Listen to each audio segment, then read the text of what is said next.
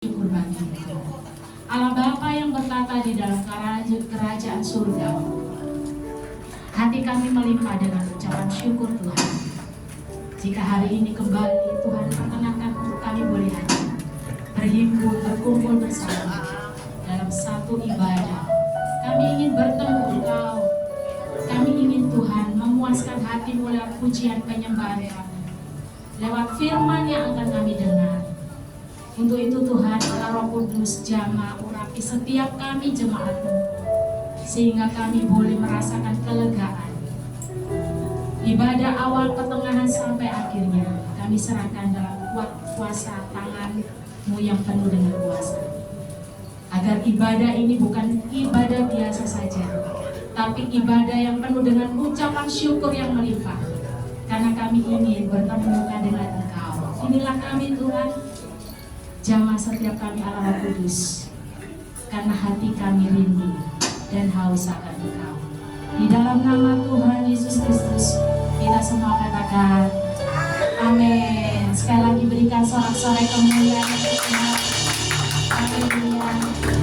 Hari ini kita penuh dengan ucapan syukur, rasa terima kasih karena Dia sudah ada dalam hidup kita. Amin. Betapa hatiku berterima kasih Yesus, Dia mengasihi kita. Kau mengasihi, katakan Kau memilikiku. Sekali lagi, betapa hatiku,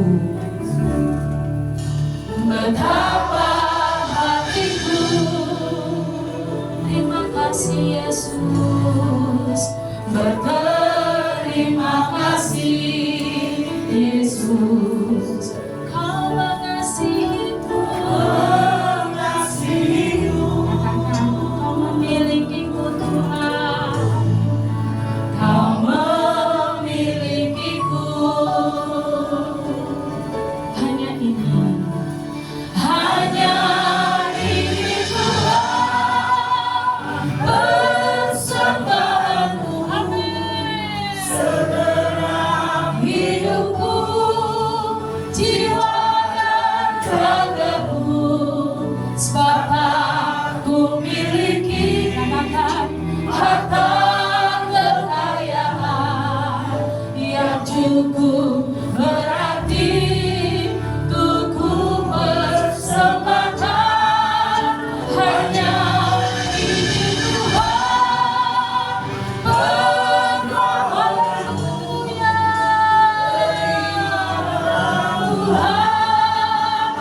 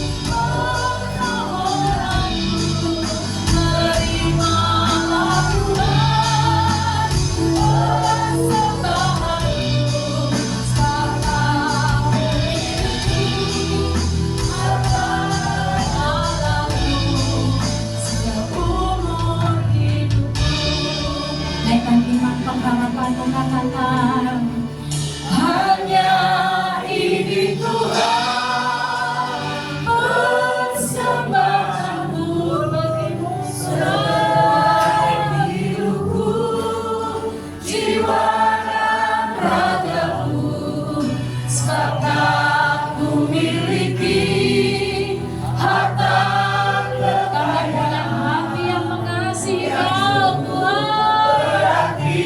Kami persembahkan hanya ini Tuhan, permohonanku, terimalah Tuhan persembahanku, sampailah hidupku sebagai alatmu seumur hidupku.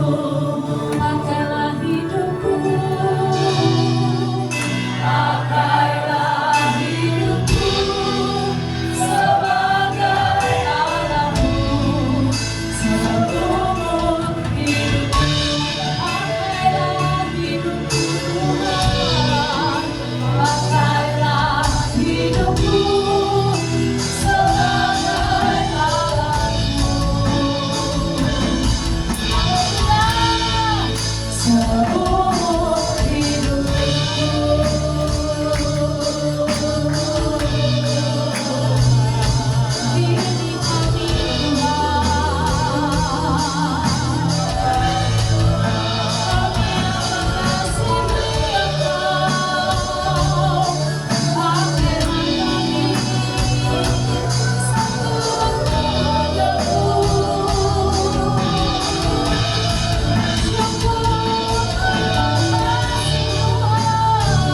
Ini kami masing-masing setiap kita menaikkan ucapan persembahan syukur di hadapan Tuhan akan berjumpa harum menyenangkan hati Yesus. Ini persembahanku, ini Jamah setiap kami, Allah kudus, jamah jemaat syukur bagi Tuhan, hanya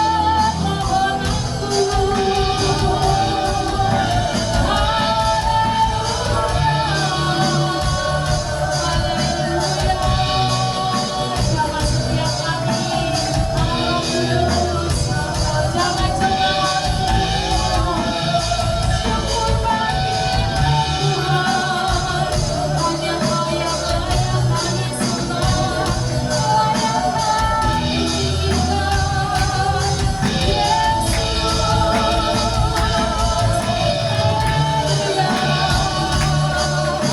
layak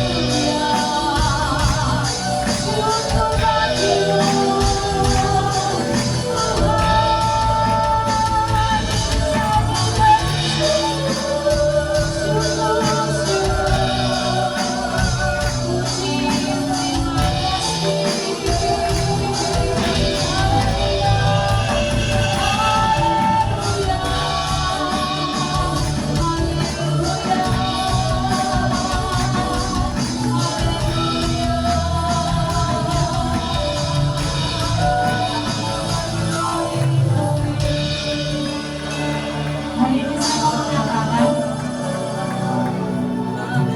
Hari ini saya mau mengatakan, jika di dalam dunia kita mengasihi orang ke seorang lain, kita setia dan taat ke seorang dan seorang lain, kita akan upah yang terbesar.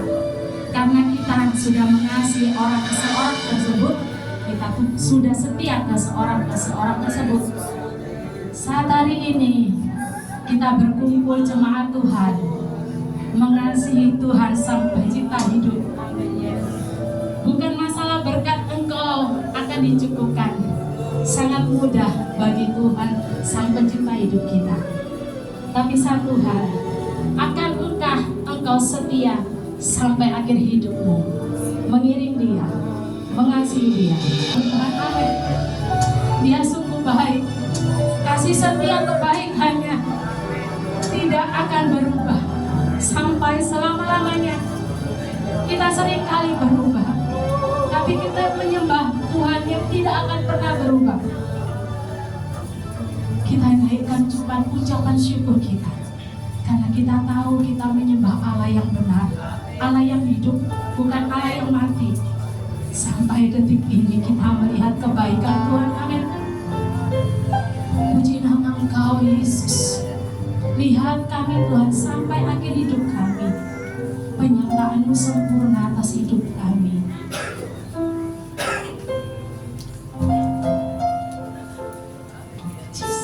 Jesus, Jesus. Haleluya, haleluya. Sampai detik ini ku melihat penyertaan-Mu sempurna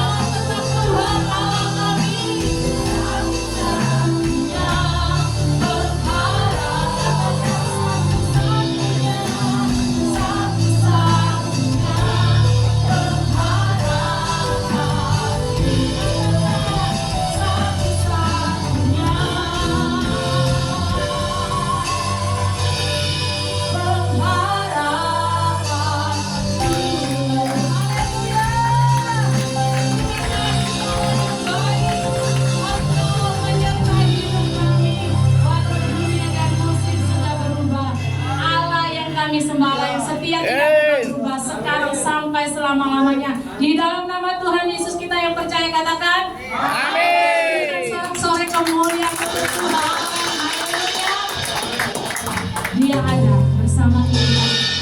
Darahnya tercurah untuk tebus setiap dosa-dosa pelanggaran kita. Karena Tuhan Allah yang setia dalam hidup kita. Yo, kita akan buktikan oleh kuasa darah doa.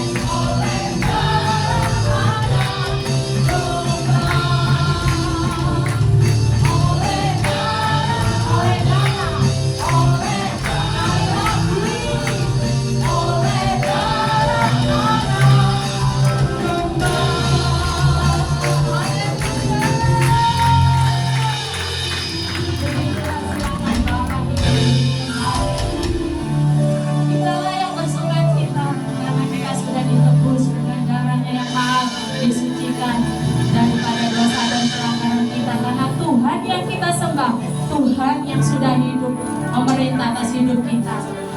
Kita akan diberikan waktu untuk persembahan kolektor. Persembahan ada 2 kali, persembahan seperti biasa, juga persembahan yang kedua, persembahan untuk pembelian gedung gereja di Developers Ministry. Kiranya taburan kita bisa memberkati. Tuhan melihat ketulusan hati kita untuk menabur, dan Tuhan akan memberikan berlipat kali ganda karena Tuhan Allah yang setia dan hidup. Kita akan berdoa dan persembahan. Bapa, terima kasih. Inilah kami yang mengasihi Engkau. Kami mengasihi Engkau, untuk itu kami menabur. Semuanya ini kami kembalikan dengan hormat kemuliaan nama Tuhan, agar kerajaan-Mu diperluas, diperlebar, dan nama-Mu dipermuliakan. Kami siap menabur, memberikan persembahan dengan hati dan ketulusan hati kami. Di dalam nama Yesus. Haleluya. Amin. Hari ini hari yang terbaik. Hidupku ada di tangan-Mu. Kau beri rancangan yang terindah. Tak hanya yang baik saja yang ku terima.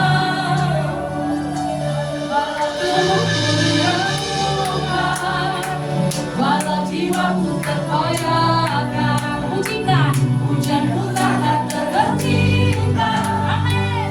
Kamu yang memberi penghiburan. Apa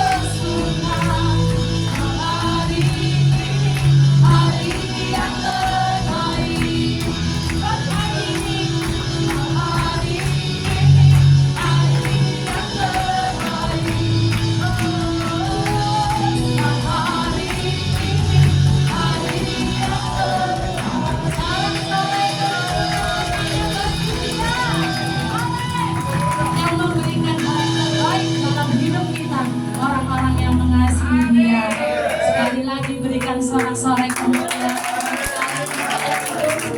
Kita akan mendengarkan firman Tuhan. Satu pujian.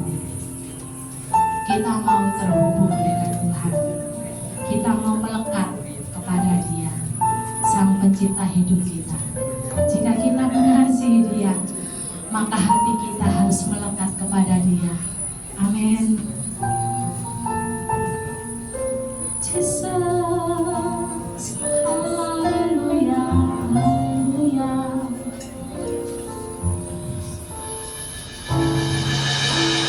Kasih-Mu layakan seluruh hidupku, mampukan ku melakukan yang Kau inginkan. Tak bisa ku terlepas, Kau menggenggam tanganku, ingin lebih mengenal pribadi-Mu. Pujikan. Bergumul denganmu, haleluya. Selalu melekat di hati. Amin. Firman-Mu itu dasar hidupku, yang berdaulat atasku. Jemaat yang mengasihi Tuhan, berikan sorak-sorai kemuliaan. Kasih-Mu layakan seluruh. Jesus, kasih-Mu layakan seluruh hidupku,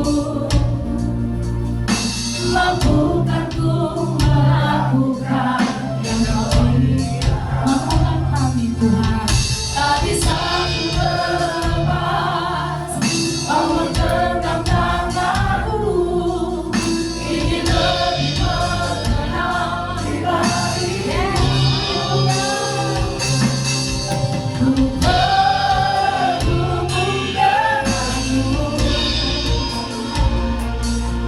selalu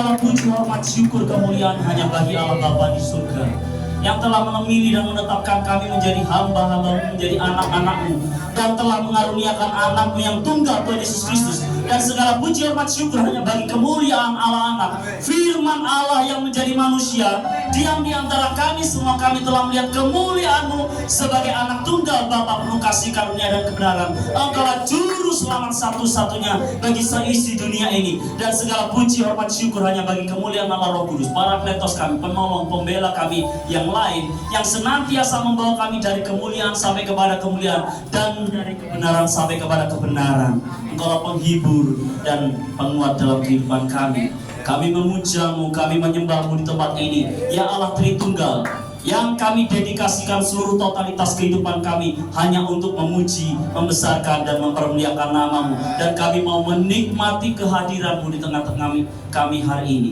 Kami telah menikmati satu berjumpa secara pribadi dengan Engkau melalui puji-pujian, dan kiranya Engkau memberkati, mengurapi, menegur kami, mengingatkan kami, meneguhkan langkah hidup perjalanan kami, meluruskan jalan kami lewat kebenaran firman-Mu, sehingga lewat kebenaran firman Tuhan kami juga boleh mengalami satu perjumpaan secara pribadi dengan Kau yang boleh mentransformasi, mengubahkan kehidupan kami sekalian. Urapi hamba-Mu yang penuh keterbatasan, penuh kelemahan, namun Engkau yang tidak terbatas, Kau sanggup singkapkan rahasia firman bagi hamba-Mu. Taruh perkataan-Mu dalam lidah bibir hamba-Mu. Juga kiranya kami para pendengar-pendengar-Mu, semuanya kami dijamah, dilawat, dan diberkati oleh Tuhan Allah Roh Kudus. Kami bebaskan Roh-Mu bekerja seluas-luasnya, sebesar-besarnya untuk menolong kami memahami firman-Mu, merenungkan firman-Mu, mempelajari ulang kebenaran firman-Mu. Kami melakukan kebenaran firman-Mu, amat terlebih kami boleh mengajarkan firman-Mu kepada sebanyak mungkin orang yang dapat kami jangkau kepada Kristus. Kami mau nikmati Engkau hari ini. Kami mau menikmati firman-Mu. Berfirmanlah sebab kami siap untuk mendengarkannya. Dalam berkat nama Tuhan Yesus Kristus, Allah Tuhan dan Juru Selamat kami yang hidup, kami berdoa dan syukur. Yang percaya sama-sama katakan amin. Shalom Bapak Ibu Saudara sekalian yang dikasihi Tuhan. Ya, kali pertama first time saya boleh pelayanan di tempat ini. Salam kenal semuanya. Tak kenal maka tak sayang ya. Ya, karena saya ingin disayang oleh Bapak Ibu sekalian, maka saya memperkenalkan diri saya terlebih dahulu. Nama saya adalah Pendeta Yosef Yunando Siahaan, Papa Mama Chinese. Ya. Istri saya satu karena hanya itu yang diizinkan dan diperbolehkan. Ya. Namanya adalah Claudia Zelva Agatha Purba, maka Purba istri saya. Kemudian anak kami yang satu menjelang dua, karena firman Tuhan tidak melarang anak lebih dari satu ya. Jadi anak kami satu menjelang dua, sebetulnya anak kami tiga, tapi anak kami yang kedua kemarin baru 6 bulan yang lalu istri saya keguguran. 2 minggu setelah kuret sudah isi lagi Bapak Ibu ya, puji Tuhan, berkat daripada Tuhan. Ya, saya melayani sebagai gembala sidang di GPD Gereja Pantai Kosta di Indonesia di Kota Mojokerto, sekitar 1 jam lebih dari tempat ini. Kemudian saya juga melayani di Surabaya di Panjang Jiwa Permai di Sekolah Tinggi Teologi Injili Indonesia Surabaya. Saya sebagai dosen sekaligus pembantu ketua 3 atau pembantu rektor 3 di sana bidang kemahasiswaan. Kapan-kapan kalau Bapak Ibu mau mampir ke kampus dipersilakan, atau tertarik untuk kuliah dipersilakan. Ya. Terima kasih kepada Tuhan Yesus Kristus sebagai kepala gereja melalui Bapak Gembala dan Ibu Eva yang boleh mempercayakan pelayanan ini kepada saya.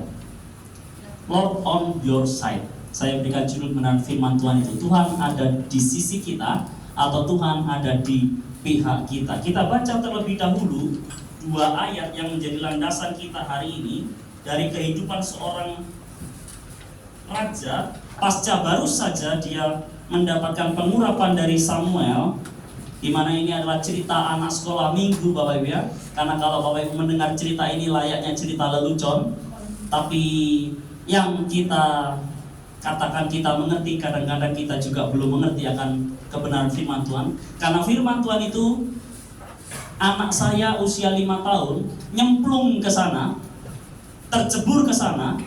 Firman Tuhan itu bagaikan kolam ikan yang cetek, yang dangkal, yang kalau anak saya masih usia 5 tahun, hampir 6 tahun itu tidak akan tenggelam di sana. Tapi firman Tuhan itu bagaikan samudra yang begitu luas dan begitu dalam, di mana penyelam yang paling handal sekalipun dia tidak akan pernah mencapai dasarnya. Maka hari ini kita belajar sama-sama cerita sekolah minggu yang sudah sering diulang-ulang mengenai Daud dan Goliat atau Daud dan Goliat. Tapi kita akan mendalami teks-teks kebenaran firman Tuhan. Kita buka sama-sama di dalam 1 Samuel pasal yang ke-16 ayat yang ke-18. Saya akan bacakan dulu untuk saudara. 1 Samuel pasal 16 ayat yang ke-18. Lalu jawab salah seorang hamba itu, katanya, sesungguhnya aku telah melihat salah seorang anak laki-laki Isai, orang Bethlehem itu, yang pandai main kecapi. Ia seorang pahlawan yang gagah perkasa, seorang prajurit yang pandai berbicara, elok perawakannya, dan Tuhan menyertai dia. Saya bilang Tuhan menyertai dia. Sekarang lihat apa yang dikatakan oleh Saul juga kepada Daud. Pasca Daud meminta untuk dia yang akan berperang melawan Goliat. Apa kata Saul? Karena Daud ini ngeyel. Kemudian Saul mengatakan ayat 37 dari 1 Samuel pasal 17. Pula kata Daud, Tuhan yang telah melepaskan aku dari cakar singa dan dari cakar beruang, dia juga akan melepaskan aku dari tangan orang Filistin itu. Kata Saul kepada Daud, pergilah, Tuhan menyertai engkau. Perhatikan, Tuhan menyertai engkau, Tuhan menyertai engkau. Diulang 2 kali. Kalau diulang 2 kali itu biasanya penting. Kalau diulang lebih dari 2 kali itu biasanya maha penting di dalam Alkitab. Jadi telitilah untuk membaca teks firman Tuhan. Lord on your side. Tuhan ada di sisi kita, atau Tuhan itu beserta dengan kita. Bapak Ibu, saya mau tanya sama Bapak Ibu, waktu Bapak Ibu ada dalam kesendirian, waktu Bapak Ibu ada dalam kecemasan, waktu Bapak Ibu ada dalam masalah, tantangan, pergumulan, tidak ada orang yang mendukung Bapak Ibu, tapi kemudian ada seseorang atau seorang pribadi yang kemudian datang kepada Bapak Ibu, dan orang tersebut mengatakan, aku akan menyertai kau, aku akan ada di sisimu senantiasa. Apa yang Bapak Ibu rasakan dan apa yang Bapak Ibu, perasaan Bapak Ibu itu bagaimana? Tentu kita akan tenang, tentu kita akan merasa sukacita, tentu akan ada kedamaian di dalam hidup kita. Dan masalah teks kebenaran firman Tuhan, baik di dalam perjanjian lama maupun di dalam perjanjian baru, mengatakan yang beserta dengan kita, yang ada di sisi kita, bukan hanya seorang presiden yang jabatannya itu 10 tahun, sekalipun dia adalah pemimpin tertinggi di dalam sebuah negara, juga bukan sekaliber seorang ketua atau sekjen PBB yang mungkin menaungi beberapa negara-negara di dunia ini, tapi yang beserta dengan kita ini sosok pribadi yang tidak main-main, karena yang beserta dengan kita itu adalah Tuhan sendiri.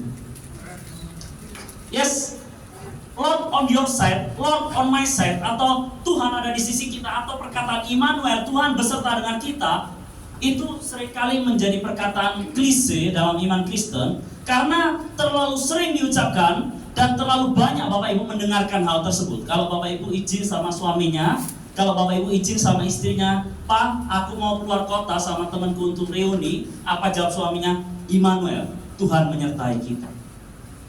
Apa kata gembala kalau Bapak Ibu mau pergi keluar kota? Sama, perkataan yang sama dikatakan Immanuel, Tuhan Allah menyertai kita. Perkataan ini menjadi klise karena sudah sering sekali diucapkan sehingga orang Kristennya lupa apa keuntungan dari Allah menyertai kita. Dan mereka lupa ada dampak negatif dari Allah menyertai kita itu. Allah menyertai kita memang memberikan dampak positif bagi setiap gereja Tuhan, maksudnya tubuh Kristus, Anda dan saya, pribadi lepas pribadi. Ketika Allah menyertai kita itu akan memberikan dampak yang positif. Apa dampak positifnya? Yes, Allah menyertai kita. Itu artinya saat kita ada dalam kondisi yang genting, saat kita ada dalam kondisi yang krisis, saat kita ada dalam kondisi yang tidak menentu, waktu kita sedang sedih, Tuhan menghibur kita di sana. Tuhan berjalan bersama dengan kita dalam menghadapi masalah terberat dalam kehidupan kita. Tapi ada dampak negatif juga dari Lord on your side ini yang harus Bapak Ibu perhatikan. Waktu Bapak Ibu narkoba, apakah Allah beserta kita itu ada di sana? Yes, ada di sana. Waktu Bapak Ibu melakukan dosa demi dosa demi dosa di kamar Bapak Ibu yang tidak ada orang lain yang melihat, apakah Lord tetap on your side. Yes, dia tetap ada di sisi kita. Dia tetap ada beserta dengan kita. Maka ada dua dampak, baik positif maupun negatif. Dampak positifnya dia menolong kita, dia memberkati kita, dia berjalan bersama dengan kita. Tapi dampak negatif dari Lord on your side yang harus Bapak Ibu antisipasi, hati-hati ketika kita jatuh dalam dosa. Sebab Lord on your side, sebab Tuhan itu ada di sisimu, karena dia adalah Allah yang Maha Kudus, maka seperempat dosa saja tidak akan tahan di hadapan Allah yang Maha Kudus itu. Nah, hari ini kita belajar sama-sama dari satu teks kebenaran firman Tuhan yang terambil dari 1 Samuel, khususnya di pasal 17, di mana Goliat dan orang Filistin mengumpulkan tentaranya untuk berperang. Jadi antara orang Israel di bukit yang satu, orang Filistin di bukit yang lain, kemudian di tengah-tengahnya itu lembah. Pertanyaannya dari ayat 1 sampai ayat 3, dari tadi kok si Goliat ini kok ngecebret aja Bapak Ibu, atau ngecebret Bapak Ibu? Kok cerewet banget orangnya? Kenapa kok dia cuman cyborg? Tahu cyborg ya? Ada seorang pelatih, dulu pelatihnya Chelsea, kemudian pelatihnya Real Madrid. Dia sukanya cyborg ya. Siapa itu? Tahu pasti Bapak Ibu ya. Orangnya sukanya cyborg. Sebelum pertandingan dia bikin dulu konferensi pers dan cyborg. Pokoknya isinya mengintimidasi tim lawan supaya ketakutan dulu sebelum berjumpa dengan. Nah, kenapa Bapak Ibu bayangkan kenapa seorang Goliat dan tentara orang Filistin kok nggak maju aja menyerbu orang Israel? Sebaliknya kenapa orang Israel juga tidak maju langsung menyerbu orang Filistin? Karena mereka berdua, dua kelompok ini sama-sama saling berhati-hati. Kenapa? Karena pakaian perang mereka, karena kereta perang mereka itu didesain untuk di satu tempat yang datar. Bukan didesain untuk satu tempat di lereng gunung yang itu membutuhkan resiko. Lihat, kalau Bapak Ibu baca di dalam teks kebenaran firman Tuhan, itu beratnya perisainya si Goliat itu beratnya 125 sampai 150 pon, Bapak Ibu. Berarti separuhnya 75 kilogram. Belum apa yang menutupi kakinya, itu sekitar 15 sampai 20 pon, berarti 10 kilo kiri, 10 kilo kanan. Bapak bayangkan itu kalau dipakai untuk turun atau dipakai untuk mendaki, itu akan menyusahkan dia sendiri, akan menghabiskan tenaga dia sendiri. Maka orang Filistin itu hanya mencemooh Israel saja. Tapi lewat cemoohan orang-orang Filistin ini, Saul dan pasukannya ketakutan. Singkat cerita kemudian Daud disuruh sama Isai, cek kakak-kakakmu yang 3 yang tentaranya Filistin, cek mereka bagaimana keadaan mereka. Pas, tepat, sesuai dengan waktunya Tuhan, Daud sampai di sana selagi Goliat mencemooh bangsa Israel. Selagi Goliat, kata firman Tuhan, mencemooh barisan daripada Allah yang hidup, dan Daud datang ke sana. Daud bertanya kepada orang-orang apa yang sedang terjadi. Tapi apa kata si siapa namanya Goliat? Dia mengatakan, buat 1 lawan 1 aja, aku sama dia aja. Siapa yang menang nanti bangsa itulah yang lebih unggul daripada bangsa yang kalah. Dan kami akan tunduk kepadamu kalau kamu menang. Tapi suruh 1 lawan 1. Mendengar hal itu, lihat perawakan dari Goliat yang tinggi besar, tidak ada orang yang berani untuk melawannya. Saul dan pasukan Israel mundur semuanya, ketakutan. Tapi Daud bertanya kepada orang-orang lain, dan orang lain menceritakan, ya nanti orang yang dapat mengalahkan itu Saul kasih promosi, Bapak Ibu ya. Promosi yang nggak tahu saya apakah itu promosi yang benar-benar akan semuanya itu terjadi bersamaan. Nanti siapa yang akan diberikan bebas pajak, nanti akan diberikan anak perempuannya dan lain sebagainya. Itu promosi-promosi dari Saul untuk orang yang dapat mengalahkan Goliat, karena sudah buntu, sudah tidak bisa lagi berpikir si Saul akan hal tersebut.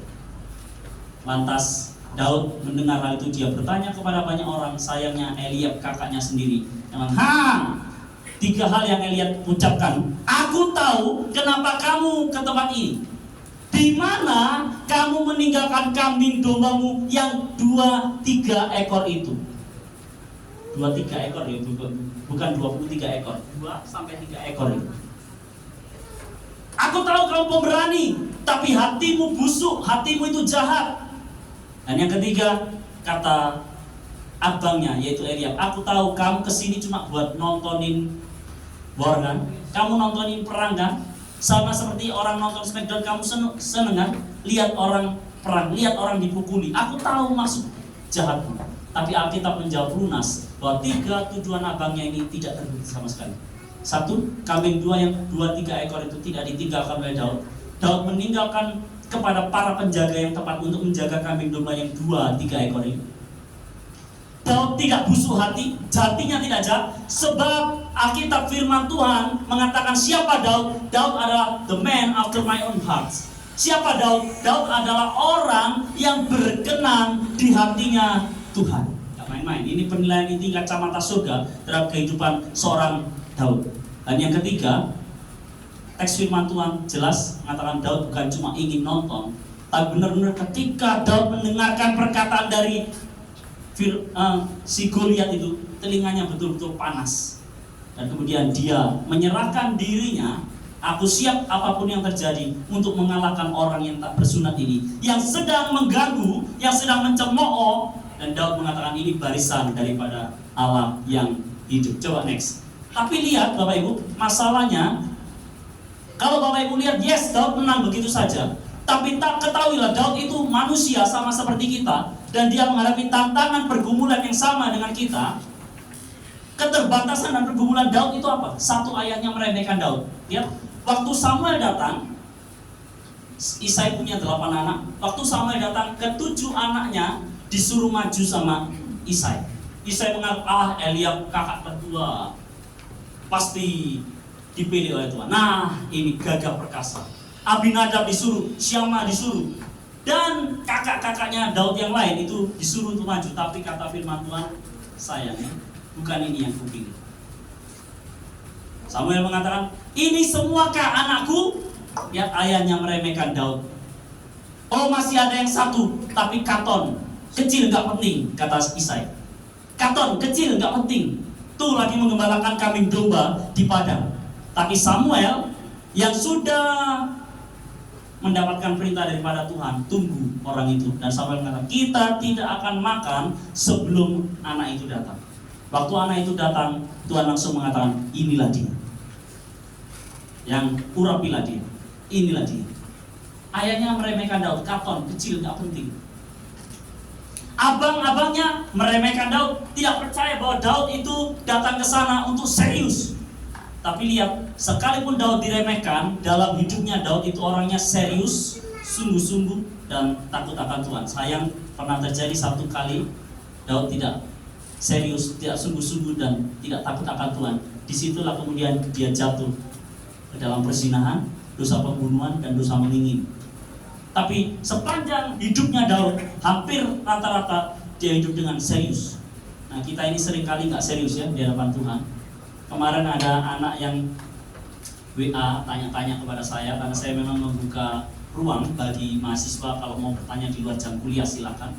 Dan kemudian dia rasa putus asa, lulus kuliah, tapi kemudian dia punya kerinduan untuk jadi dosen, tapi sampai sekarang tidak ada yang menawarkan dia bahkan jadi asdos pun tidak. Nah, saya mengatakan sama dia, sudah, stop saja, berhenti untuk kita ini promosi diri di mana-mana. Konsisten kerjakan apa yang Tuhan mau kita kerjakan di ruang yang tidak terlihat, di ruang yang tertutup. Karena Allah itu bukan Allah yang tidur, Allah itu Allah yang menyertai kita. Dia melihat apa yang tidak dilihat oleh orang lain. Dan tenang, konsistensimu itu dilihat oleh Tuhan. Nanti satu kali Tuhan yang akan mengangkat dan mempromosikan hidupmu sendiri pada waktunya Tuhan. Gak usah khawatir banget. Tapi seringkali kita ini dalam hidup ini gak serius ya. Untuk pelayanan tidak serius, untuk main musik tidak serius, waktu ke gereja tidak serius, gak sungguh-sungguh, gak takut akan Tuhan. Waktu di jalan gak serius, di dalam pekerjaan tidak serius, waktu berkeluarga tidak serius, untuk menikah gak serius, waktu punya anak tidak serius. Mari mulai hari ini serius, sungguh-sungguh dan takut akan Tuhan. Yang kedua, abang-abangnya meremehkan Daud. Yang ketiga, Saul meremehkan Daud. Alah, kamu masih muda, Sedangkan Goliat sejak masa mudanya dia menjadi prajurit. Dan ingat loh, Alkitab mengatakan Goliat ini seorang jawara, Goliat ini seorang juara. Siapa Daud? Penggembala kambing domba yang cuma 2-3 ekor. Goliat meremehkan Daud. Anjing kamu, sehingga kamu mendatangi aku dengan membawa tongkat, membawa pentungan. Goliat meremehkan Daud. Dia bukan dari golongan militer, 3 kakaknya memang militer sejak kecil, tapi Daud bukan. Dan dia hanya menjaga kambing domba yang 2-3 ekor. Namun next, perhatikan, inilah kekuatan Daud dan kekuatan kita semua. Kekuatan Daud bukanlah terletak pada jumlah pasukan yang banyak yang dia miliki. Sebab Daud baru dilantik menjadi raja, tidak otomatis semua tentara, dan itu belum diproklamirkan, tidak otomatis semua tentara itu tunduk kepada Daud. Dia nggak punya pasukan yang banyak. Dia datang ke sana seorang diri karena tidak ada satupun bahkan di antara orang Israel yang mendukung Daud. Semuanya takut, semuanya lari ketakutan. Tapi kekuatan Daud bukan terletak di sana. Kekuatan Daud juga bukan terletak pada skill yang dia miliki, skill mumpuni yang dia miliki, karena dia masih muda, karena dia kulitnya kemerah-merahan, karena dia adalah gembala kambing yang 2-3 ekor. Daud gak punya skill yang mumpuni. Dia gak punya pengalaman yang sekali layaknya seorang legend, legenda. Kekuatan Daud juga bukan pada persenjataan yang lengkap, sebab dia datang ke sana hanya menggunakan tongkat dan juga menggunakan lembing plus 5 batu licin yang dia ambil dari kali, dari sungai. Melainkan kekuatan Daud terletak pada Tuhan semesta alam, Yahweh Sefaot, yang ada besertanya, yang ada berpihak kepada Daud. Disitulah letak kekuatan Daud. Maka Tuhan semesta alam, Tuhan semesta alam itu artinya the Lord of Hosts, itu artinya Tuhan panglima bala tentara surga, Tuhan pemimpin barisan perang. Dia itulah yang sedang ada beserta dan berpihak kepada Daud. Dan Tuhan semesta alam yang menyertai Daud, Tuhan yang sama itu juga sedang menyertai Anda dan saya. Dia tak pernah meninggalkan kita. Kata firman Tuhan dalam kitab Mazmur, Dia menciptakan kita, tapi Dia tidak pernah meninggalkan perbuatan tangannya. Maka hari ini apa pergumulan yang kau hadapi? Tuhan beserta dengan kita. Tapi kita melihat hari ini, bersama-sama kita akan belajar 3 poin dari kehidupan Raja Daud. Bagaimana ciri-ciri orang yang sebetulnya Tuhan itu ada di sisinya. Apa buahnya yang kelihatan, apa hasilnya yang kelihatan. Percuma dong, Tuhan beserta dengan kita, tapi tidak ada buah, tidak ada hasil yang kita hasilkan ketika Tuhan itu beserta dengan kita. Maka kita akan melihat 3 hal hari ini dari teks firman Tuhan. Yang pertama, next, perhatikan.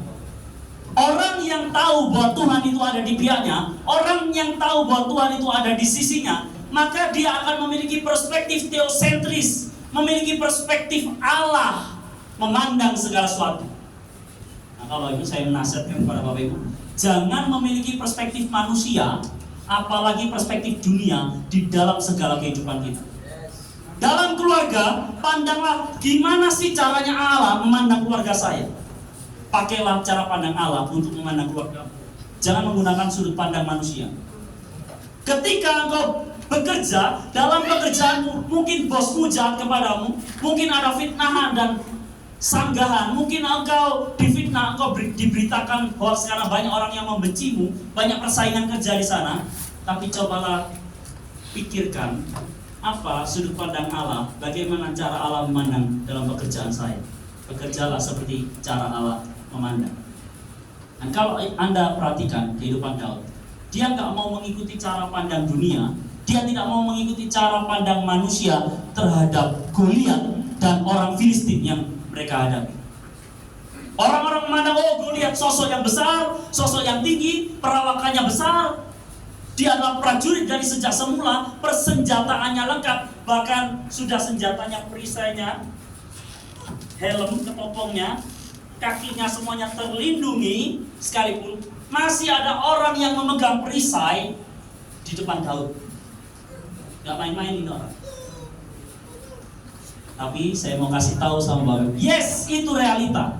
Itu adalah faktanya. Tapi fakta tetaplah fakta. Fakta belum tentu kebenaran. Itu hanya realitas yang kita hadapi. Itu hanya realitas yang dihadapi oleh Daud. Itu bukan kebenarannya. Kebenarannya apa? Kebenarannya adalah pasukan dari Allah yang hidup akan menang menghadapi apapun. Kita bukan tidak dapat diserang, tapi kata firman Tuhan, kita tidak dapat dikalahkan ketika Allah ada di pihak kita. Bisa diserang, tapi tidak dapat dikalahkan. Lihat Yesus, bisa dicobai, tapi tidak dapat dikalahkan dengan pencobaan itu. Itulah kita. Maka kalau Bapak Ibu sakit, tidak kunjung sembuh, tenang saja. Kita bisa menghadapi ujian, kita bisa menghadapi ujian, tantangan, percobaan, tapi tenang saja, orang benar ujung-ujungnya pasti menang karena Tuhan yang kita. Miliki perspektif teosentris. Pandangan dunia memandang Goliat orang yang besar. Gak mungkin saya. Lihat Saul. Contohnya Saul dan Daud, saya kasih perbandingan. Saul itu langsung ngomong, oke, gak mampu, mundur dia. Menghadapi masalah yang besar, dia ngomong, tidak mampu.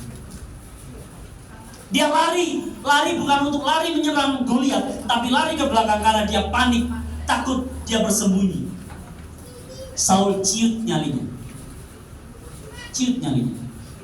Tapi lihat Daud, waktu dia tahu bagaimana Goliat itu mencemooh barisan daripada Allah yang hidup, Daud cari tahu kepada sebanyak mungkin orang informasi mengenai peperangan tersebut. Semangatnya begitu berapi-api, semangatnya begitu berkobar-kobar. Bahkan kalau sampai nyawanya sendiri menjadi taruhannya, itu nggak jadi soal bagi Daud. Sebab dia nggak mau barisan daripada Allah yang hidup itu dicemooh. Ini orang yang sudah totalitas hidupnya, menyerahkan hidupnya kepada Tuhan. Daud daripada dia lari, panik, takut, sembunyi, lebih baik hadapi. Jangan mengatasi masalah dengan masalah. Jangan mengatasi masalah dengan menghindari masalah tersebut. Sebab kalau Bapak Ibu tidak lulus ujian dalam satu hal yang diujikan oleh Tuhan, ke depan Bapak Ibu akan menghadapi ujian yang sama terus-menerus daripada Tuhan. Satu kali pernah dulu, 20 sekian tahun yang lalu, dan ini pembelajaran kuat dalam hidup saya. Mama Papa baru pindah ke sebuah kontrakan dan mulai merintis pekerjaan Tuhan karena baru lulus dari sekolah Alkitab 20 sekian tahun yang lalu, mungkin hampir malah 30 tahun yang lalu, ya 35 tahun yang lalu berarti ya. Kemudian buka di sebuah rumah kontrakan, setiap malam digedor terus, setiap malam terus-menerus. Ini karena tahu bahwa ini adalah Bapak Pendeta, diteror terus oleh orang-orang di kampung tersebut. Mama saya karena wanita, lalu mama saya mengatakan, Pak, pindah aja deh dari sini ya. Apa kata papa saya? No, kita tetap stay di sini, kita tetap tinggal di sini, karena ini adalah ujian daripada Tuhan. Kalau kamu nggak lulus dalam satu masalah ini, kamu mau menghindari, kamu mau lari dari masalah itu, percuma. Karena nanti satu kali engkau akan menghadapi ujian yang sama yang daripada Tuhan. Karena Tuhan berharap kita lulus di dalam ujian tersebut. Lebih baik hadapi dan fokus. Miliki perspektif Allah di dalam kehidupan. Dari mana kita tahu perspektif Allah? Perspektif manusia memandang kalau orang memusuhi kita, tampar pipi kiri, tendang pipi kanannya. Itu kalau perspektif manusia. Perspektif manusia, Bapak Ibu ditonjok, tapi kemudian saya akan pukul perutmu, saya akan uppercut kamu, maka kamu terkapar. Kamu pukul saya 1 kali, saya akan balas kamu 1000 kali lebih kejam. Itu perspektif dunia, itu perspektif manusia. Tapi perspektif kerajaan Allah, perspektif Allah, ketika ada orang yang tampar pipi kiri, pipi kanan, berikan juga pipi kiri. Maksudnya apa lagi? Apakah kita harus menyerah-nyerahkan di pipiku? Nah, itu artinya adalah jangan membalas kejahatan dengan kejahatan. Dan ketika ada orang yang menganiaya engkau sedemikian rupa, maka biarkan dia menganiayamu dan jangan membalas. Karena telapak tangan, Bapak Ibu, itu penghinaan bagi orang-orang Yunani abad pertama, Yunani Romawi abad pertama. tapi dengan punggung tangan, itu penghinaan ganda, itu penghinaan kuadrat. Makanya Yesus mengatakan, kalau orang menghinamu sedemikian rupa, biarkan dia tetap menghina dan jangan membalas. Nanti ada waktunya Tuhan yang akan membalas.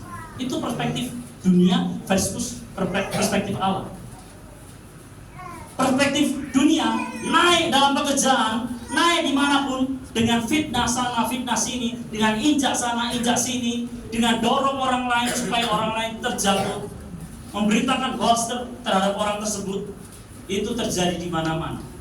Tapi perspektif kerajaan Allah, engkau siapa yang mau naik, siapa yang mau menjadi pemimpinmu, hendaklah dia yang melayani, hendaklah dia yang merendahkan hatinya, merendahkan dirinya, mengutamakan yang lain. Itu perspektif Allah dibandingkan dengan perspektif dunia. Maka orang yang tahu bahwa Tuhan ada di sisinya, Tuhan ada di pihaknya, maka dia akan berpikir dengan perspektif Allah menghadapi permasalahan. Permasalahanku kecil, Tuhanku besar.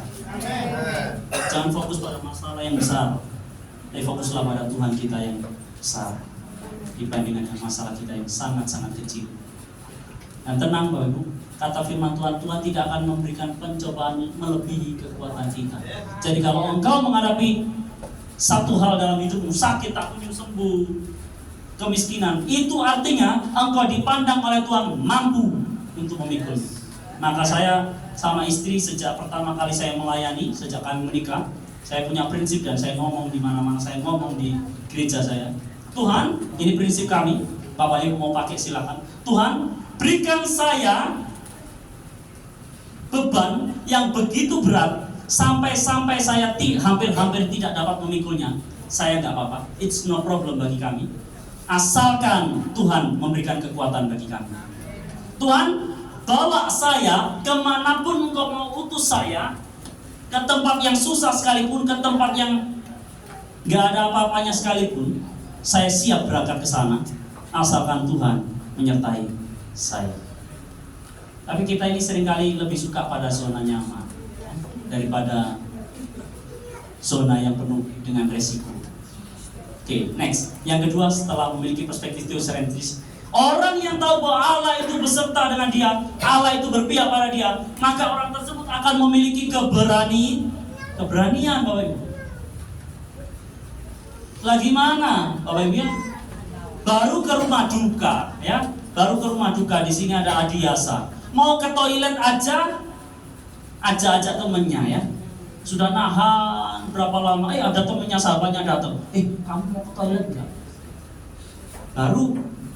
Itu baru hal kecil, persoalan kecil, Bapak. Ke toilet dari Adiasa saja udah takut. Apa yang perlu ditakutkan? Ya, di sana jenazah semua itu ya, sama orang-orang hidup, apa yang perlu ditakutkan ya? Mungkin takut dijauhi sama jenazahnya. Tapi apakah itu perspektif ketika orang itu tahu bahwa Tuhan beserta dengan dia? No, Tuhan beserta dengan kita. Sekalipun secara kasat mata jasmani kita memang kita tidak dapat melihat dia, tapi Tuhan itu tetap ada di sisi kita. Dia maha hadir, dia omnipresent. Dan lihat keberanian Daud bukan seperti boneka. No. Daud punya dasar mengapa dia berani untuk mengalahkan Goliat sekalipun dia tahu dia masih muda. Goliat sejak kecilnya itu sudah terlatih sebagai pasukan yang terlatih. Kenapa?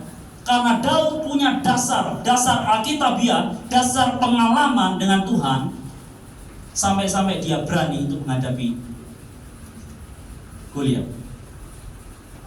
Daud seorang yang pemberani. Bahkan saya katakan di dalam peristiwa itu, Daud adalah satu-satunya yang berani menghadapi Goliat. Mengapa dia bisa berani? Dasarnya Daud adalah karena Daud itu memahami tentang Tuhan. The man after my own heart. Orang yang berkenan di hatiku. Artinya Daud itu senantiasa mencari apa yang menjadi perkenanannya Tuhan. Apa yang berkenan di hatinya Tuhan? Daud selalu ingin cari tahu terus. Apa yang menyenangkan Tuhan, apa yang tidak menyenangkan Tuhan. Pemahaman Daud tentang Tuhan menolong dia untuk dia mengalami keberanian. Dia tahu Tuhan yang mengurapi saya, dia tahu bahwa Tuhan itu beserta dengan saya. Maka dia memiliki keberanian untuk hadapi. Daud mengenal Tuhan bukan hanya sekedar Tuhan yang pernah hadir dalam sejarah, melainkan dia mengenal Tuhan secara teologis. dan dia mengalami Tuhan itu dalam pertolongan. Lihat, waktu Saul meragukan Daud mengatakan, ya Tuanku, memang aku gembala kambing domba yang 2-3 ekor. Tapi perhatikan, ketika ada singa maupun beruang yang mau menerkam, yang mau mencakar, yang mau mencabik-cabik hewan-hewanku, maka aku akan berlari, maka aku akan melawan hal itu. Dan selama ini buktinya saya hidup, berarti saya menang. Berarti di situ penyertaan Tuhan untuk saya. Dia mengalami sendiri Tuhan itu, bukan dari kata orang. Dia mengenal katanya Ayub. Selama ini dari kata orang saja aku mengenalkan kata Ayub. Tapi sekarang mataku sendiri memandang kepada Engkau. Memang Engkau adalah Allah yang luar biasa. Dan ketakutan itu masalahnya Bapak Ibu, sama seperti penyakit yang menular. Waktu COVID kemarin, berapa banyak kepala keluarga yang ketakutan. Ketika kepala keluarga ketakutan, seisi rumah saya jamin ketakutan.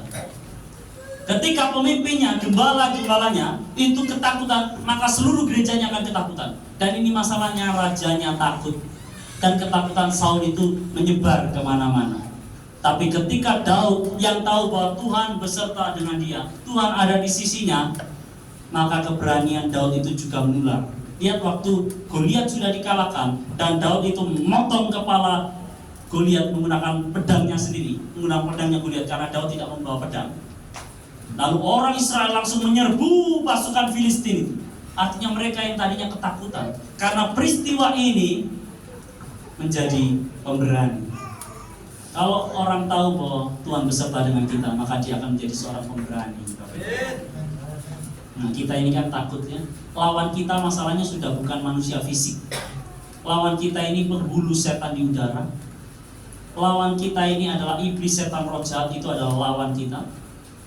Lawan kita adalah orang-orang yang mau kita bawa, yang mau kita menangkan untuk dibawa kepada Injil Kristus. Bukan dengan attacking, bukan dengan sebuah kejahatan, tapi kita attack, kita serang mereka dengan Injil Kristus yang menyelamatkan. Tapi sudah dijanjikan sama Tuhan, aku menyertai kamu sampai kepada akhir zaman. Ya, yang di rumah lebih enak, hujan-hujan, tidur, tarik selimut. Ya. Takut. Apalagi kalau menghadapi suku-suku tertentu. Makanya Yunus itu nggak mau berangkat ke Niniwe karena tahu orang-orang Niniwe itu kanibal, manusia kanibal. Karena tahu orang-orang Niniwe itu suka cokel mata. Yunus takut untuk berangkat ke sana. Tapi kalau kita tahu Allah beserta dengan kita, maka kita akan tetap berangkat sekalipun ada resiko-resiko yang akan kita hadapi. Itu akan membuat kita berani. Next, perhatikan. Next. Bisa?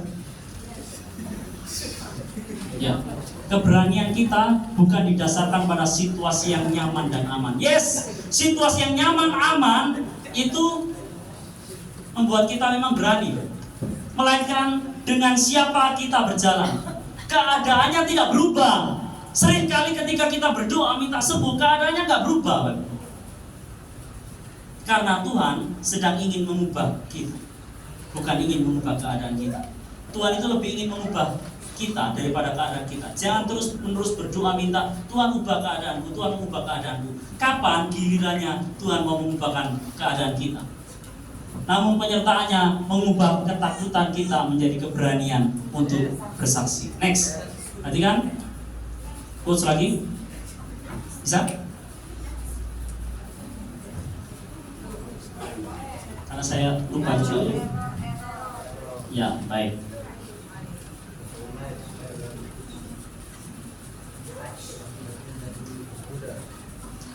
Tuhan hadir di masa kini untuk memberikan dorongan bagi hamba-hambanya melalui pujian dan pelayanan mereka di masa lalu dan janji akan pelayanan mereka di masa depan.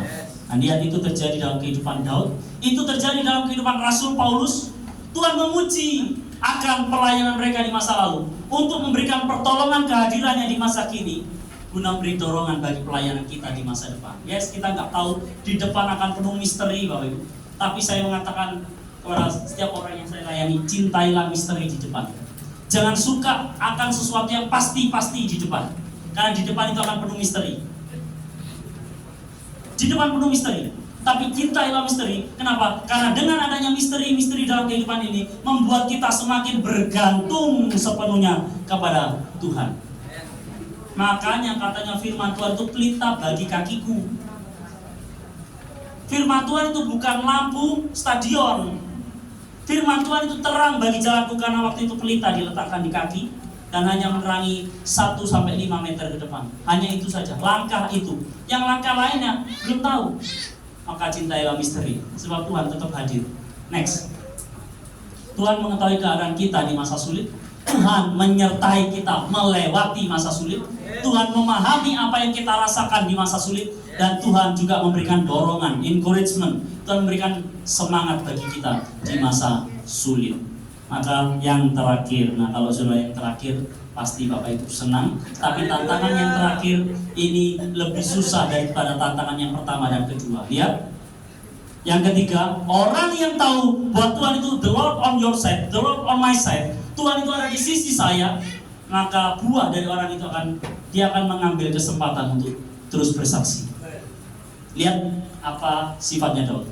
Hari ini juga dia sebutkan, Tuhan akan menyerahkan engkau ke dalam tanganku, dan aku akan mengalahkan engkau dan memenggal kepalamu dari tubuhmu. Hari ini juga akan memberikan mayatmu dan mayat tentara orang Filistin kepada burung-burung di udara dan kepada binatang-binatang liar.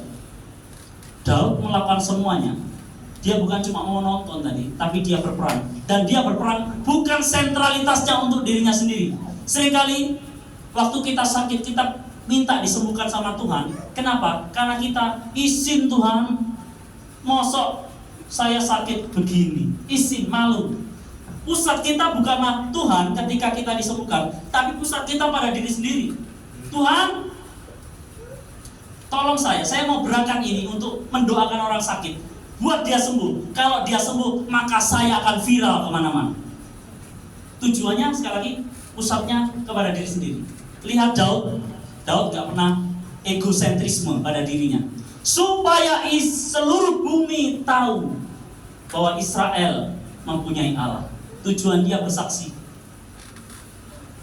Dan supaya segenap jemaah ini, jemaah Israel, tahu bahwa Tuhan menyelamatkan bukan dengan pedang dan bukan dengan lembu.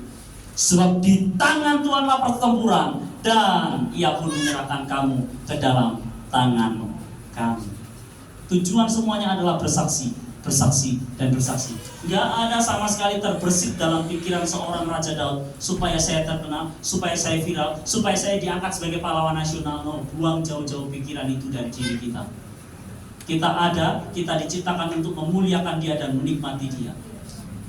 Maka muliakanlah Dia, termasuk dengan kesaksian. Next, perhatikan. Ya, bagi Daud, masalah, tantangan, pergumulan, sakit, penyakit ataupun musuh-musuh terberat dalam hidup kita, bagi dia, Daud melihatnya sebagai kesempatan untuk bersaksi. Nah, bagaimana dengan Bapak Ibu dan saya? Waktu menghadapi masalah, tantangan, pergumulan, mintanya cepet-cepet, doa amin, doanya dikabulkan sama Tuhan. Betul? Seringkali kita begitu. Tapi justru balik ke poin satu, lihat dari kacamatanya Tuhan. Ada maksud-maksud tersembunyi daripada Tuhan yang mungkin saat ini belum kita pahami seutuhnya. Jadikan masalah, tantangan, pergumulan yang kita hadapi kesempatan untuk kita bersaksi. Dan lihat, rupa-rupanya menurut kacamatanya Daud, peperangan antara bangsa Israel dengan bangsa Filistin, peperangan antara Daud dan Goliat, menurut catatan firman Tuhan, bukanlah tokoh utamanya itu bukan Daud. Tokoh utamanya bukan juga Goliat, dari tokoh protagonis maupun antagonisnya. Bukan. Tokoh utamanya bukan mereka. Daud hanyalah alatnya Tuhan. Daud hanyalah medianya Tuhan. Tapi sesungguhnya pertarungan itu adalah pertarungan Allah versus ilah-ilah atau dewa-dewi orang Filistin. Dan Allah Israel menang. Daud mengatakan, demi nama Tuhan semesta alam, Tuhan panglima bala tentara surga itu, Tuhan pemimpin barisan perang Israel itu, aku mendatangi engkau. Sekali diumban, dan Daud tahu ya, semuanya tertutup Pak Ibu. Tangan tertutup, semuanya tertutup. Hanya ada satu celah kecil yang ada di sini, helmnya pun tertutup sampai di sini. Daud tahu hanya ada celah kecil di sini, dan Daud pergunakan celah itu. Ini namanya strategi. Daud pergunakan celah yang kecil itu, dan dia umbankan batu pas pada dahi yang tidak tertutup dengan ketopong. Karena ketopong itu cuma saya menutup gini. Daud tahu kalau saya lempar ke sini percuma, kalau saya lempar ke sini percuma, saya lempar ke kakinya percuma. Daud lemparkan di sini, dan kemenangan terjadi. Tapi kemenangan terjadi bukanlah oleh kekuatan Daud, tapi karena Tuhan. Next, yang terakhir, perhatikan cerita Daud dan Goliat sesungguhnya bukanlah histori tentang Daud, bukanlah sejarah tentang Daud, melainkan his story, melainkan adalah ceritanya Tuhan tentang Allah Israel yang berhadapan dengan ilah orang Filistin. Ceritakanlah histori, ceritakanlah ceritanya Tuhan itu, baik secara teologis maupun pengalaman pribadi kita kepada orang lain. Jadikan setiap masalah dan tantangan sebagai kesempatan untuk bersaksi, karena lewat setiap masalah, the Lord tetap on your side. He's still on your side. Dia tetap ada di sisi, dia tetap ada di pihakmu. Amin, Bapak Ibu. Terus-menerus bersaksi, terus-menerus berani menghadapi apapun di dunia ini karena kebenaran, karena menyaksikan Injil Kristus. Kristus telah lebih dulu melakukannya untuk kita, maka sekarang giliran engkau dan saya untuk melakukannya. Ini giliran kita untuk mengerjakan di dalam kehidupan kita sekalian. Saya minta pemain musik maju ke depan. Sampai detik ini ku melihat penyertaanmu sempurna. Sampai selamanya Kaulah Tuhan, satu-satunya pengharapanku. Sampai detik ini ku melihat penyertaan sempurna. Sampai selamanya Kaulah Tuhan, satu-satunya pengharapanku. Sampai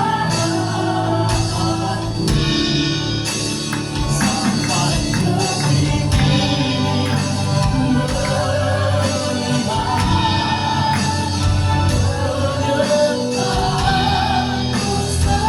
ku melihat penyertaanmu sempurna. Sampai selamanya Kaulah Tuhan, satu-satunya sampai detik ini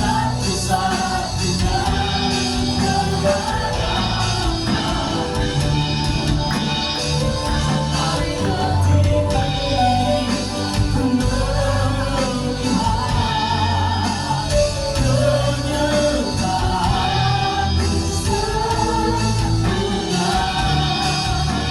Sampai selamanya Kaulah Tuhan, satu-satunya pengharapan. Satu-satunya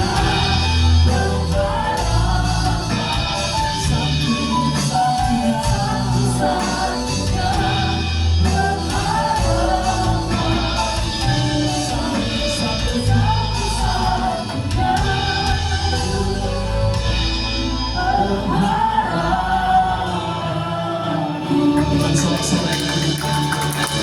Terima kasih Tuhan, kami menikmati perjumpaan secara pribadi dengan Kau benar firman. Terima kasih dan bersyukur kepadamu.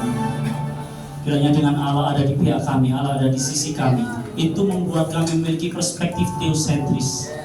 Segala sesuatu kami pandang berdasarkan dari sisi Allah, berdasarkan bagaimana cara Allah memandang segala sesuatu. Dan kami melihatnya di dalam kebenaran firman Tuhan ini. Karena kami boleh dihidupi dan menghidupi kebenaran firman-Mu. Kami boleh dihidupi oleh Injil-Mu, dan kami boleh menghidupi Injil-Mu.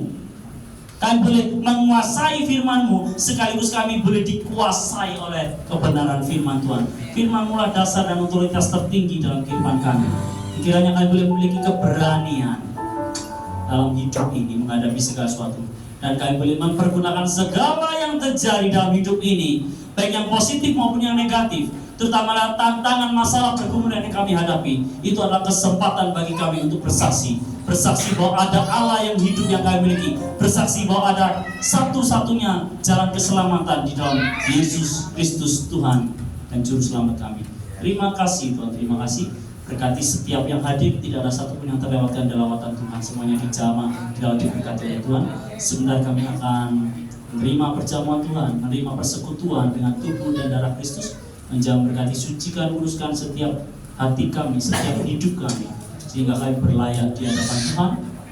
Dan kami boleh mengingat terus-menerus, remembrance akan kematian dan kebangkitan Tuhan sampai Tuhan datang kali kedua, dan kami boleh memberitakannya. Terima kasih Tuhan, biarlah kami minum, makan dengan cara yang layak, karena kami percaya kepada-Mu. Tidak ada satupun keraguan bahwa Yesus Kristus pernah mati dan bangkit untuk menebus kami sekalian dari dosa, membebaskan kami dan memberi kemenangan kami, kemenangan dari neraka, maut, dosa, dan iblis. Terima kasih. Dalam berkat nama Tuhan Yesus Kristus, Allah Tuhan Yesus Selamat kami yang hidup, kami ucap syukur, haleluya, amin. Tuhan berkati kita sekalian.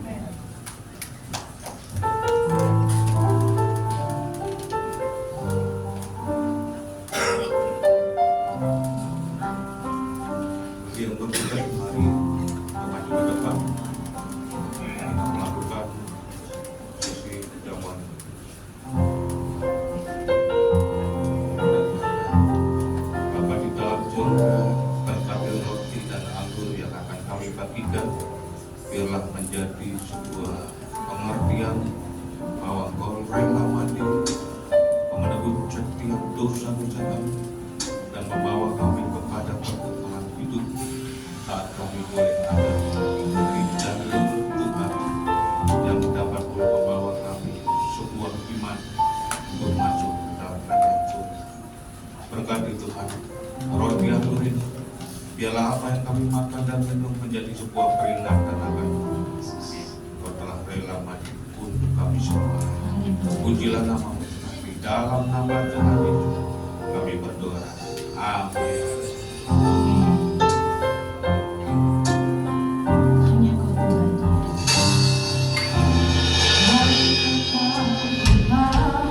Di hidupku Kau berikan hidup yang baru. Darah-Mu menyucikan, pulihkan hatiku. Ku nyatakan Kaulah segalanya. Engkaulah sumber pengharapan. Kuasa-Mu satu menyembuhkan jiwa.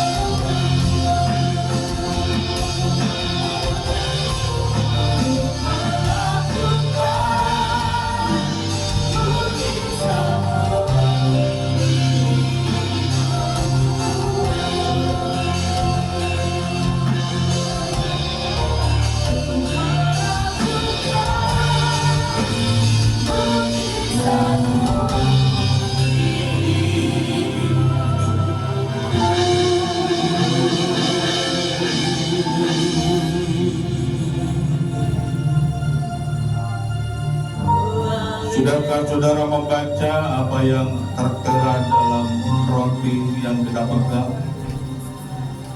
Bahwa itu adalah sebuah ayat firman Tuhan. Mungkin saudara sedang terberkati dengan ayat-ayat itu. Mungkin itu sebuah nasihat.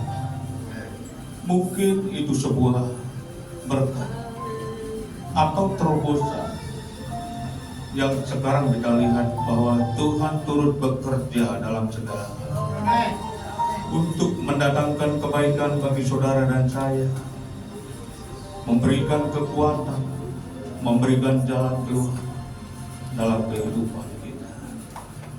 Namun saat ini kita akan mengambil bagian untuk makan dan minum roti dan anggur sebagai peringatan dan kematian dan kebangkitan Yesus Kristus yang lebih penting dan jauh lebih penting dari setiap berkat jasmani.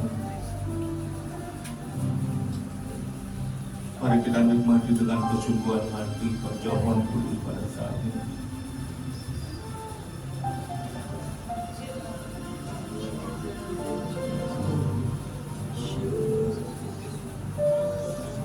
Mari kita merenungkan kasih Tuhan.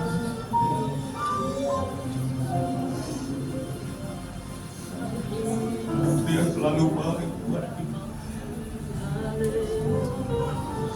Nyawa pun diberikan untuk menebus dosa saudara dan saya, supaya kita diselamatkan.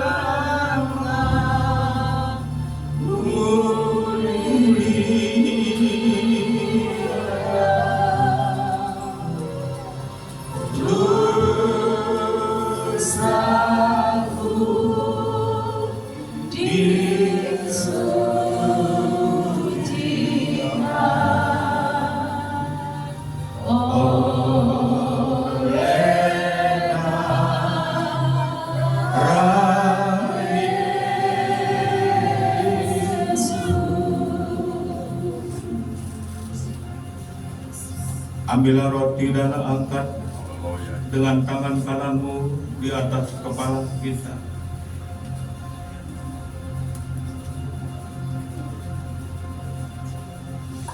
Sebelum kita memakannya, saudara, firman Tuhan berkata, pada waktu Yesus berkumpul bersama dengan murid-muridnya dalam perjamuan Paskah, di situ dia mengambil roti, kemudian memecahkan roti dan membagi-bagikan kepada murid-murid. Dan dia berkata, inilah tubuhku yang dipecah-pecahkan untuk menebus dosa manusia. Dan barang siapa yang memakan roti, dia sedang memperingati akan kematian. Saudara, roti yang ada di tangan kita adalah roti biasa. Maukah dengan iman kita katakan roti ini adalah tubuh Yesus? Mari kita makan bersama dalam nama Tuhan Yesus.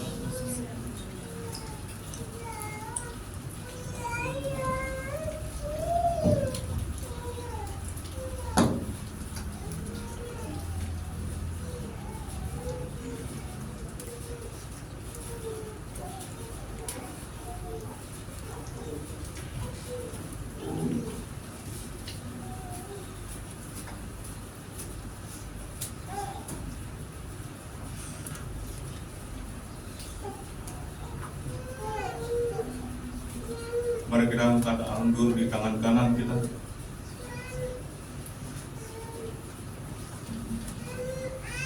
Dan setelah memakan roti, kemudian Yesus mengambil cawan dan dia berkata kepada muridnya, inilah cawan perjanjian yang ditumpahkan untuk menebus dosa manusia. Dan barang siapa yang meminumnya, ia telah memperingatkan akan kematian dan kebangkitan. Saudara, ini adalah anggur biasa. Maukah dengan iman bahwa anggur yang ada di tangan kita adalah darah Yesus?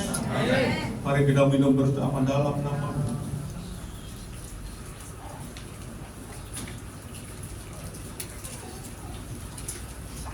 Mari kita bersyukur kepada Tuhan. Berikan penyembahan yang terbaik buat Dia.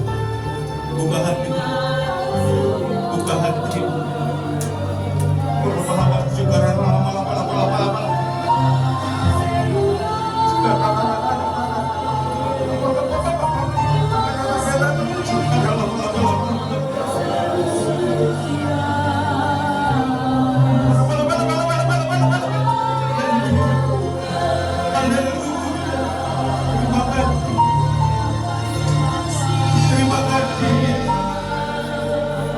Terima kasih Yesus. Terima kasih Yesus. Terima kasih.